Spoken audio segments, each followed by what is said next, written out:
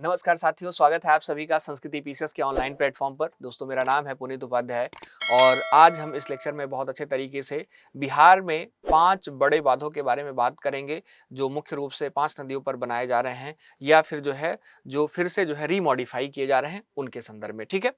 तो दोस्तों, यहाँ पर अगर हम बात करें तो उनको बहुत अच्छे तरीके से आप समझने का प्रयास करेंगे। सबसे पहले एक नज़र में अगर हम देखें तो बिहार सरकार जो है वह बाढ़ सुरक्षा को लेकर बहुत ज़्यादा सतर्क रहती है और इसी संदर्भ में आप देखेंगे तो कुल 2148 करोड़ रुपए एलोकेट करी गई है 5 लक्षित नदियों पर बांध बनाने के लिए। बागमती, गंडक, कमला बलान, इसके अलावा सिकरहना और मशान। तो इसको आप ध्यान रखिएगा, बहुत ही इंपॉर्टेंट हो जाता है। दोस्तों, लक्ष्य है 2026-27 तक और अगर हम बात करें तो बिहार सरकार ने बाढ़ सुरक्षा सुनिश्चित करने के लिए एक व्यापक मास्टर प्लान तैयार किया है और इसके तहत पुराने बांधों की ऊंचाई बढ़ाई जाएगी और साथ ही साथ नए तटबंधों का निर्माण किया जाएगा, जिनमें से अधिकतर पर कार्य लगभग प्रारंभ हो चुका है।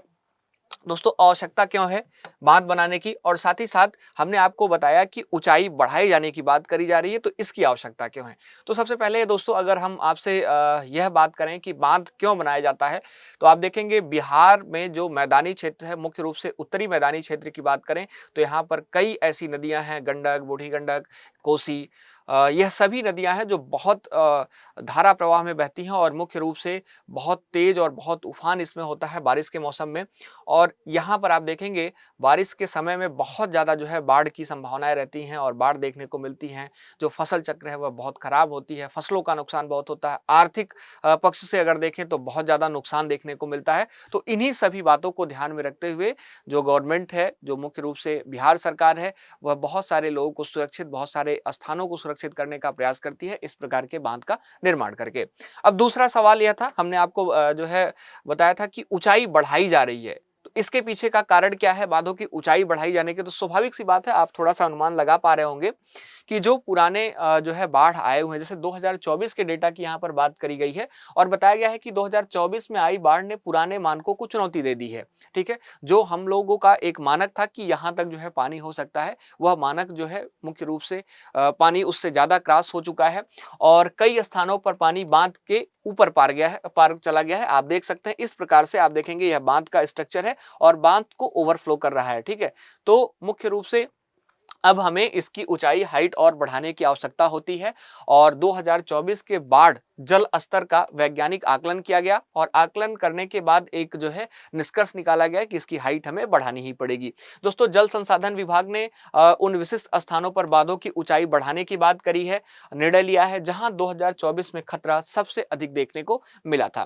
दोस्तों, मकसद क्या होता है इसका बांध बनाने का या फिर मुख्य रूप से इस प्रकार की हाइट को ऊंचा करने का? तो आप समझ चुके होंगे कि आम लोगों को सुरक्षा और दीर्घकालिक राहत उपलब्ध कराया जा सके। इस वजह से मुख्य रूप से आप देखेंगे तो यह मकसद आपको देखने को मिलता है। अब दोस्तों, देखते हैं एक एक नदियों को हम लोग। तो बागमती नदी पर जो काम है वह मुख्य रूप से चलता हुआ दिखाई दे रहा है। पुराने बांध की ऊंचाई बढ़ाई जाएगी। 2024 में पानी बांध के ऊपर से हो गया था। वहीं आप देखेंगे जो वही क्षेत्र है, दायां तटबंध की बात करें तो यहाँ पर 63.76 किलोमीटर का, और बांध पर जो अलकतरा सड़क है वह भी मुख्य रूप से बनेगी। क्यों? क्योंकि जो निरीक्षण में अधिकारी हैं उनको सुविधा मिल सके, वह निरीक्षण कर सके उस पर तो एक कंक्रीट की छोटी छोटी कंक्रीट डालकर वहां पर एक अलकतरा सड़क का भी निर्माण किया जाएगा मुख्य तौर पर।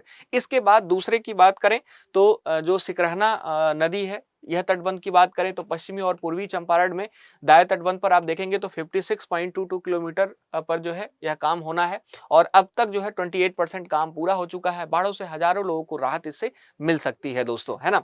और इसकी कुल लागत यह भी आप ध्यान रखिएगा, जैसे बागमती नदी पर जो काम की लागत है वह सबसे ज्यादा है, 1378 करोड़ रुपए है दोस्तों। इसके बाद आप देखेंगे यहाँ पर सिकरहना नदी पर 239.63 करोड़ रुपए आपको देखने को मिलती है। ठीक है, मशान और ये दोनों मुख्य रूप से शामिल हैं इसमें। गंडक नदी की बात करें तो यहाँ पर इसकी जो लागत है, इस पर जो बात बनाई जा रही है 59.88 करोड़ है। हसनपुर बनिया से सगुनी तक बनाया जा रहा है, लंबाई इसकी 8.33 किलोमीटर है। 86% काम पूरा हो चुका है दोस्तों और मुख्य रूप से इससे लाभान्वित जिला जो होगा सारठ और पानापुर और तरैया प्रखंड मुख्य रूप से इससे सेफ हो पाएगा। इसके अलावा कमला बलान फेज 3 की बात करें, यह 3 फेज में जो है इसको बनाया गया, फेज 3 अभी है और इसकी कुल लागत अभी जो देखने को मिल रही है 255.45 करोड़ रुपए मिल रही है। बायां तटबंध 105 किलोमीटर का है लगभग दोस्तों और दायां तटबंध 112 किलोमीटर का है। बाएं तटबंध की बात करें तो धोदेपुर के पास से जो है स्टार्ट होता है और मुख्य रूप से जयनगर से फुहिया तक जो है दाएं तट आपको देखने को मिलता है। इस पर भी काम लगभग 83% आपका पूरा हो चुका है, ठीक है। इसके बाद अगर हम बात करें तो अगला जो पूरा प्रोजेक्ट है, जैसे हमने गंडक, कमला, सिकरहना और बागमती देख लिया, तो आप देखेंगे इन नदी परियोजनाओं पर जो प्रगति है अभी तक की बहुत अच्छी देखने को मिल रही है। गंडक नदी पर हमने ठीक ठाक जो है प्रोग्रेस कर लिया है, बना लिया है बांध को। कमला बलान की बात करें तो यह भी बहुत उच्च स्तर पर है। सिकरहना और बागमती नदी पर मुख्य रूप से कार्य अभी जारी है, जिसपे सिकरहना पर भी आप देखेंगे तो कुछ जो है कार्य किया जा चुका है और इस पर बिल्कुल कार्य प्रगति पर है, ठीक है। तो मुख्य रूप से इन नदियों का नाम बहुत ही महत्वपूर्ण हो जाता है दोस्तों, क्योंकि पीटी एग्जाम में सीधे प्रश्न आपसे पूछा जाता है कि जो है कौन कौन से नदियों पर, इन 5 नदियों पर अभी बांध बनाया जा रहा है। मशान भी इसमें शामिल है, आप ध्यान रखिएगा बहुत अच्छे तरीके से सिकरहना पर। गंडक और कमला बलान पर कार्य अंतिम चरणों में है दोस्तों, जबकि सिकरहना और बागमती पर बड़े पैमाने पर मुख्य रूप से जो निर्माण कार्य है वह आपको जारी देखने को मिलता है, ठीक है।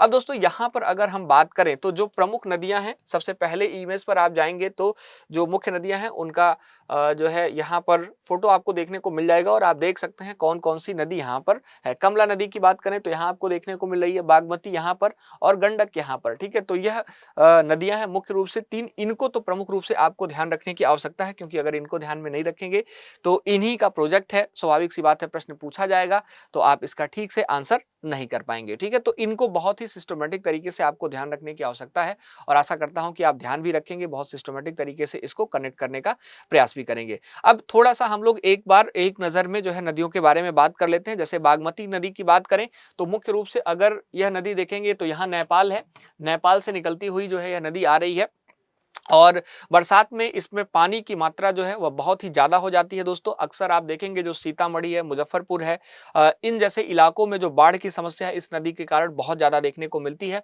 और इसलिए यहाँ पर जो है आप देखेंगे इसी पर जो पुराना बांध है, ठीक है, उसकी ऊंचाई, हाइट क्या करी जा रही है, राइज करी जा रही है, बढ़ाई जा रही है, ठीक है।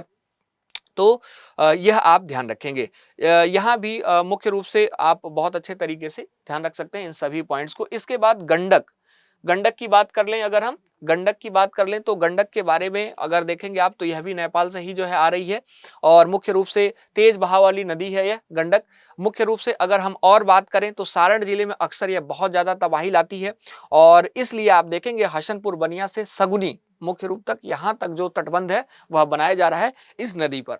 इसके बाद कमला बलान नदी की बात करें तो यह नदी मधुबनी और जो दरभंगा क्षेत्र है मुख्य रूप से उसमें बहती हुई नजर आती है और हर साल बाढ़ से आप देखेंगे सड़कें और जो गांव हैं वह डूब जाते हैं इस नदी के कारण। इसलिए दोनों किनारों पर जो एक लंबा जो है तटबंध है वह बनाया जा रहा है, उसका कार्य प्रगति पर है दोस्तों। जयनगर से लेकर सहरसा तक जो है इसका निर्माण किया जा रहा है। इसके बाद अगली नदी एक हमने बात करी थी, आपको ध्यान होगा, सिकरहना नदी। सिकरहना नदी की बात करें दोस्तों तो ध्यान रखिएगा यह नदी पश्चिम और पूर्वी चंपारण में मुख्य रूप से बहती है और बरसात में जितने भी गांव इस बीच में आते हैं दोस्तों, पश्चिमी और पूर्वी चंपारण के जो बहुत सारे गांव हैं नदियों के दोनों किनारे, वह जो है डूबते हुए नजर आते हैं इसके पानी से दोस्तों। और इसलिए इस पर लगभग 56 किलोमीटर का जो एक लंबा तटबंध है वह बनाए जाने का काम जारी है। हजारों लोगों को इससे जो है बाढ़ से राहत मिल सकेगी। इसके अलावा एक लास्ट नदी है मशान, ठीक है, मशान नदी। दोस्तों मशान नदी बहुत ही प्रमुख है और आप ध्यान रखिएगा बिहार के पश्चिमी चंपारण जिले, विशेषकर अगर हम बात करें बगहा और रामनगर दून पहाड़ी का नाम आपने सुना होगा, तो यहाँ की प्रमुख पहाड़ी नदियों में से एक यह देखने को मिलती है। और जो वाल्मीकि टाइगर रिजर्व है दोस्तों, वन उद्यान है मुख्य रूप से, यहाँ से निकलकर यह बूढ़ी गंडक में मिलती हुई नजर आती है दोस्तों। और बरसात में बहुत ही ज्यादा इसमें उफान आता है, इसमें उफान के कारण ही इसको आप देखेंगे इस क्षेत्र को मुख्य रूप से शोक कहा जाता है, ठीक है, जो इसका पूरा क्षेत्र है। और बिहार का शोक अगर पूछा जाए तो आपको पता ही है किस नदी को कहा जाता है, कमेंट बॉक्स में लिखकर आप बताएंगे। तो दोस्तों यह भी बहुत भारी तबाही और कटाव लाती है जो मुख्य रूप से मसान नदी है और इसको भी ध्यान में रखते हुए अभी आप देखेंगे तो गवर्नमेंट जो सिंचाई विभाग है यह कार्यरत है मुख्य रूप से जो यहाँ पर तटबंध बनाने की बात कर रहा है वह जो है।